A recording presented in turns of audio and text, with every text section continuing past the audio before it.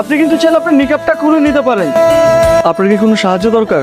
আজব কথা বলতে প্রবলেম কি বলেন আমাকে। আপনি আবার আমাকে বিরক্ত করতে এসেছেন, আপনি প্লিজ চলে যান। আপনাকে দেখে অনেক বিপদগ্রস্ত মনে হচ্ছিল, তাই মনে হচ্ছিল আপনার কোনো সাহায্য দরকার। এই শহরে তো নানান ধরনের মানুষ থাকে, ভালো মানুষ খুঁজে পাওয়া খুব কঠিন। ঠিক আছে, আপনি সাবধানে থাকবেন। শুনেন, আমি আসলে বাসা থেকে পালিয়ে এসেছি। তারা আমার বিয়ে ঠিক করেছে অন্য একটা জায়গায় আমার অমতে। বুঝতে পেরেছি, তাহলে আপনাকে কিভাবে সাহায্য করতে পারি আপনি বলুন। আপনি কি কয়েকদিনের জন্য আমার একটু থাকার ব্যবস্থা করে দিতে পারেন? আপনি একটু দেখেন না প্লিজ। এভাবে মেয়েটাকে একা রাস্তায় কিভাবে ফেলে যায়? এই প্রথম কোনো মেয়েকে দেখে এতটা ভালো লাগছে। তাছাড়া একটা মায়াও কাজ করছে। বাসায় নিয়ে যাবো? আচ্ছা, আপনি কিছু না মনে করলে আপনি চাইলে আমার সাথে আমার বাসায় যেতে পারেন। আমার বাসায় 2টা বেডরুম আছে, মাঝে মধ্যে মা গ্রাম থেকে আসলে আমার সাথে থাকে আর কি। আপনার যদি কোনো আপত্তি না থাকে তাহলে আমাকে বিশ্বাস করতে পারেন। হাতে এটাকে নানি নাকি? গ্রাম থেকে নানি রেডি আইছেন? ওয়াইফ রোশা। কি আপনার ওয়াইফ? মানে আপনি তো ব্যাচেলার, আপনি বিয়ে করলেন কবে? আরে এবার ছুটি দিয়ে যে বিয়েটা সেরে ফেললাম আর কি। আমাদের তো কিছু বললেন না। এটাই আমার বাসা, 2টা বেডরুম আছে। ওই পাশের রুমটা আমি থাকি আর এই পাশের রুমটা মোস্ট অফ দ্য টাইম খালি থাকে। আপনাকে আমি কি বলছিলাম, আপনি ফ্রেশ হয়ে রেস্ট করবেন। আপনি বাসা গুছিয়ে গেছেন কেন?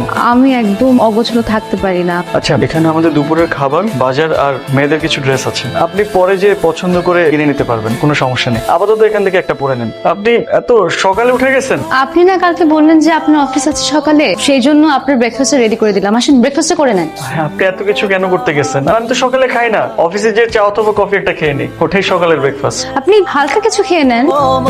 এটা কি? আপনার টিফিন বক্স। আমি তো অফিসে টিফিন বক্স নিয়ে যাই না। তো আপনি লাঞ্চ করবেন না? ধরেন আমি বাসার খাবার খেলাম, এখন বাসার খাবার যদি আমি অফিসে নিয়ে যাই, তারপর যদি আমার কলিগরা বলে যে বাসার খাবার কই থেকে আসলো, তখন আমি তাদেরকে কি বলবো? বলবেন আপনার মানে বলবেন না আপনি বাসায় একটা কাজের লোক রেখেছেন, সে রান্না করে দিয়েছে। আপনার কি মনে হয় আমি বাসায় একটা কাজের লোক রেখেছি? আপনি কিন্তু সবসময় একটা কথার অন্য একটা মিনিং খুঁজে বের করেন। আমি মোটেও ভাবে বলিনি। ফোনটা আপনি রাখেন, আর যদি কোনো প্রবলেম হয় আমাকে ফোন করবেন। মনটা কি বেশি খারাপ? লুকাচ্ছেন কেন? কিছু মানুষ মন খারাপ করলে তার চেহারা সেটা বোঝা যায়। আপনার প্রচন্ড মন খারাপ। মানুষের জীবনটা অনেক অদ্ভুত। আপনার জীবনে কখনো কখনো এমন কিছু ঘটনা ঘটবে, আপনি হয়তো সেগুলো কখনো কল্পনাও করতে পারেননি।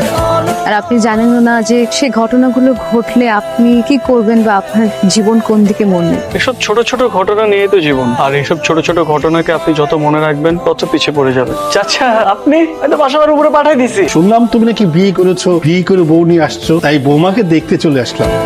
তো বৌমা কোথায়? বৌমাকে ডাকো। রুষা, রুষা, রুষা। বৌমা তো দেখতে খুবই সুন্দর। চাচার জন্য চা বানিয়ে নিয়ে আসো, যাও। চাচা আপনি বসেন, আমি চা বানিয়ে নিয়ে এসছি। না মা, চা লাগবে না। রাফি তোমার ছেলের মতো, খুব ভালো ছেলে। শুনলাম রাফি বিয়ে করে বউ নিয়ে এসেছে, তাই তোমাকে না দেখে আর থাকতে পারলাম না। তুমি খুব ভাগ্যবতী যে রাফির মতো একটা ছেলে পেয়েছো। আমি দোয়া